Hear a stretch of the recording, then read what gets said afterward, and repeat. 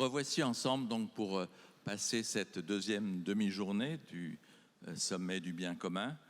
Et nous allons traiter les questions de mobilité avec un grand témoin qui en fera l'introduction. C'est le maire de Toulouse, Jean-Luc Moudenc. Est-ce qu'il est là? Parce que je ne le vois pas sur le retour de... Ah, monsieur le maire, bonjour, c'est Vincent Beaufils de Challenge. Ça fait plaisir de vous voir. On est très déçus de ne pas vous avoir à Paris.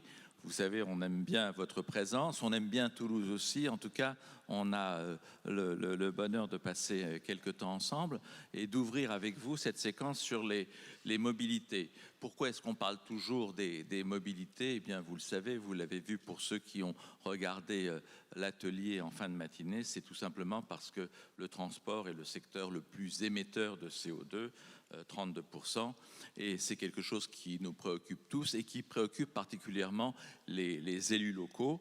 Et vous, Jean-Luc Moudenc, c'est justement par une politique de transport en commun que vous vous attaquez à la décarbonation. Alors je vous laisse le micro de loin et vous allez nous dire comment effectivement vous décarbonez Toulouse. D'abord, merci de votre invitation. Je regrette moi aussi beaucoup de ne pas pouvoir physiquement être avec vous, mais en ce moment, il y a beaucoup d'aléas sur nos agendas. Effectivement, cette question de la mobilité, elle est centrale dans nos grandes villes. Je rappelle que les métropoles, elles émettent 2/3 des émissions totales de gaz à effet de serre de notre pays. Et quand on parle de planification écologique ou de priorité à la transition écologique, il faut regarder plus précisément la situation des grandes villes et des métropoles. Et donc à partir de là, vous venez de le dire de manière précise, il faut agir sur plusieurs leviers, mais le premier des leviers, celui qui est le plus porteur de résultats quand on arrive justement à amener des progrès, c'est celui de la mobilité. Et donc, effectivement, nous avons mis en place, il y a quelques années maintenant, un plan très ambitieux. Nous sommes aujourd'hui la métropole française qui investit le plus dans les transports en commun et dans les modes de transport alternatifs à la voiture individuelle, après, bien évidemment, la région parisienne. On a doublé la ligne A du métro, on a créé un téléphérique urbain, c'est le plus long de France, il fait 3 km, déjà 3 millions de personnes l'ont emprunté en 2 ans. Nous sommes en train de construire une 3e ligne de métro. Cette 3e ligne, c'est l'investissement de transport en commun le plus important hors Île-de-France en ce moment également. Les travaux battent leur plein depuis 1 an et demi et lorsqu'il sera en service, il y aura 200 000 voyageurs dès le départ, chaque jour, c'est-à-dire 90 000 véhicules qui seront retirés de la circulation automobile, et on a calculé son tracé sur pas moins de 28 km, de manière à ce que, de part en part, de l'est à l'ouest de notre grande agglomération, il capte un maximum de trajets domicile-travail. On a calculé par rapport aux zones d'activité, aux zones d'emploi. Et puis, on développe depuis maintenant une dizaine d'années des bus performants avec des fréquences plus importantes, avec des amplitudes horaires beaucoup plus larges. Et on observe sur ce type de bus une augmentation d'environ 40% de la fréquentation par rapport au bus classique. Et puis on a tout un programme d'investissement cyclable. J'ai doublé le budget consacré au cyclable avec l'idée d'avoir d'ici quelques années 14 pénétrantes qui viendront de tous les côtés de l'agglomération, qui relieront le cœur de Toulouse à la périphérie, avec des pistes cyclables confortables, sécurisées, larges et surtout continues. Donc il y a effectivement tout cet effort que nous faisons, et c'est la raison pour laquelle, effectivement, nous plaidons auprès de l'État pour qu'il bouge les lignes en matière de financement. Depuis une dizaine d'années, les contraintes financières n'ont cessé de s'appesantir sur nos collectivités, réduction des dotations de l'État, des dépenses et des transferts obligatoires, suppression d'impôts, je pense à la CVAE ou à la taxe d'habitation, qui sont mal compensés. Donc, on est dans une situation tendue Il est loin le temps qui a duré pratiquement 30 ans après les périodes de loi de décentralisation initiées par François Mitterrand. Il est loin le temps où il y avait une sorte de développement naturel des collectivités, une stabilité des rapports financiers avec l'État. On est rentré dans un contexte d'instabilité sur le plan financier. Et c'est dans ce contexte-là que, abîmés par la crise Covid, les transports urbains doivent pour autant rebondir, aller plus loin et être le levier principal de la transformation écologique de nos grandes villes. Et c'est la raison pour laquelle, effectivement, nous, maires de grandes villes, présidents de métropole, on demande à l'État de déplafonner une règle qui est en vigueur depuis 2011, et on voit bien que le monde de 2011, ce n'est pas celui que nous vivons aujourd'hui, et qui limite la principale ressource que nous avons pour financer les investissements en transport en commun, c'est-à-dire le versement mobilité, ce qu'on appelait autrefois le versement transport. Avec quelque chose que nous vivons très très mal, nous, en province, selon l'expression traditionnelle, c'est que aujourd'hui, nous sommes limités à 2% de la masse salariale des entreprises ou des administrations de plus de 11 salariés. Alors que l'Île-de-France, qui, elle, avait déjà une limite plus favorable, 2,9%, depuis cette année, elle a une limite qui a été portée à 3,2. Autrement dit, il y a une inégalité de traitement entre l'Île-de-France et le reste de la France, alors que, vous le savez, depuis 2014, la France a décidé de s'appuyer, entre autres, sur 22 métropoles. Et donc nous plaidons pour que nous ayons ce qu'on appelle le déplafonnement. Ça ne veut pas dire forcément qu'on doit atteindre un taux aussi important que l'Île-de-France, mais on doit choisir la possibilité pour un certain nombre de métropoles, pas toutes, selon des critères sélectifs, la possibilité d'aller au-delà de ces 2%, avec en face une garantie d'investissement. Parce qu'effectivement, il faut des critères.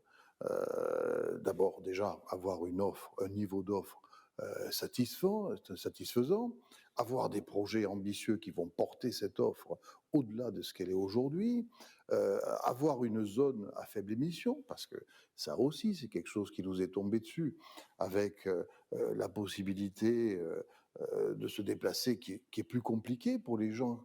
Et donc, si on veut les amener vers autre chose que la voiture et les transports en commun, il faut bien développer l'offre de transport en commun. Et puis, il y a cette priorité nouvelle que l'État affirme au plus haut niveau de l'État depuis maintenant 1 an et demi, ce qu'on appelait le RER métropolitain il y a quelques mois et qu'on appelle, depuis que la loi nouvelle est en vigueur, le SERM, le service express régional métropolitain. Donc cette idée qu'il doit y avoir sur un tas de sujets concernant l'intermodalité, le ferroviaire, la connexion entre le ferroviaire et les transports urbains classiques, bref, qu'il doit y avoir une ambition nouvelle autour des métropoles et en réalité au-delà des métropoles pour décarboner les mobilités. Bon, tout ça, ce sont des priorités qui sont vertueuses, mais qui sont extrêmement coûteuses. Et on ne pourra pas les financer si nous n'avons pas une ressource nouvelle. Et donc c'est la raison pour laquelle nous menons ce combat, avec évidemment un dialogue avec le monde de l'entreprise, parce que le monde de l'entreprise contribue. Ici à Toulouse, il contribue à hauteur de 60% pour ce produit fiscal, le reste ce sont les administrations publiques. Et donc ce que je propose aussi, c'est que nous innovions en introduisant le monde économique dans nos instances de délibération pour décider de nos politiques de mobilité. Aujourd'hui, il n'y a que des élus autour de la table, dans ce qu'on appelle les autorités organisatrices de transport urbain. Eh bien, pourquoi ne pas y mettre, par exemple, la Chambre de commerce, qui est un établissement public d'État, et qui permettrait donc aux entreprises qui sont les premières contributrices au financement des transports urbains de notre pays, de participer aux décisions. Aujourd'hui, nous avons un organisme qui permet de les consulter. C'est un organisme sous forme de réunions, de conférences assez souple, mais là, il s'agirait véritablement de formaliser les choses. Autrement dit, en contrepartie d'un effort accentué au financement des transports publics, il y aurait voix au chapitre qui serait donnée pour la première fois aux entreprises. Voilà la vision que je défends et que la plupart de mes collègues maires de grandes villes et présidents de métropole défendent au service de la décarbonation des modes de mobilité dans nos grands ensembles urbains. Monsieur le maire, est-ce que je peux me permettre de réagir sur cette proposition que vous faites et sur cette adresse afin qu'effectivement il y ait davantage de ressources et que ces cotisations soient déplafonnées? C'est tout simplement comment réagissent les entreprises toulousaines? Est-ce qu'elles sont prêtes à vous accompagner là-dessus, parce qu'elles peuvent imaginer effectivement que c'est mieux pour leurs salariés, mais elles peuvent aussi considérer que c'est un coût supplémentaire. Est-ce que vous êtes effectivement soutenu par les entreprises dans cette volonté d'avoir davantage de financement pour vos transports en commun? Alors nous avons noué un dialogue, bien évidemment. On a eu une réunion de concertation avec la Chambre de commerce, le MEDEF, la CPME. Et ce que je constate, c'est que les points de vue sont mitigés. Le MEDEF, soyons francs, est clairement contre. Par contre, les autres acteurs économiques sont beaucoup plus nuancés. Et c'est la raison pour laquelle je plaide non pas pour une généralisation du déplafonnement, qui effectivement risquerait d'envoyer un message négatif sur la compétitivité des entreprises françaises, qui, on le sait, est un sujet depuis longtemps, mais que nous mettions ensemble des critères sélectifs pour que ce soit les agglomérations et les métropoles répondant aux conditions que j'évoquais, qui soient, je dirais, éligibles à ce déplafonnement éventuel. Les entreprises, vous savez, sont pas enthousiastes, bien évidemment. Mais le problème, c'est comment on fait. Comment on fait Parce que quand on se tourne vers l'État, on voit bien que les caisses sont vides ou quasiment vides. Donc, je crois qu'il n'y a pas 36 000 leviers.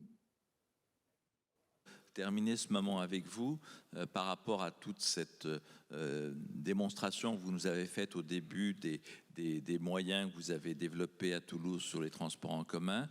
Est-ce que vous pourriez nous dire, ce serait une forme d'encouragement à la fois à la journée ici et puis à la demande de financement supplémentaire que vous exposez, ce travail que vous avez fait sur les transports en commun, comment il s'est traduit en termes de tonnes de CO2 évitées? Est-ce que vous avez un indicateur qui nous permettrait de dire « Ah, les Toulousains, ils ont été vraiment dans la bonne direction ».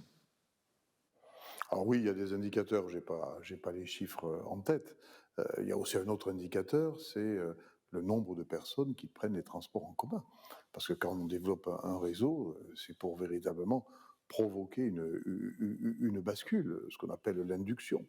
Ce que je peux vous dire, c'est qu'en 2023, on a retrouvé pratiquement notre niveau de fréquentation de 2019. On est pas très loin des 200 millions de voyages accomplis durant toute l'année, ce qui nous place d'ailleurs au troisième rang national, après Paris et Lyon.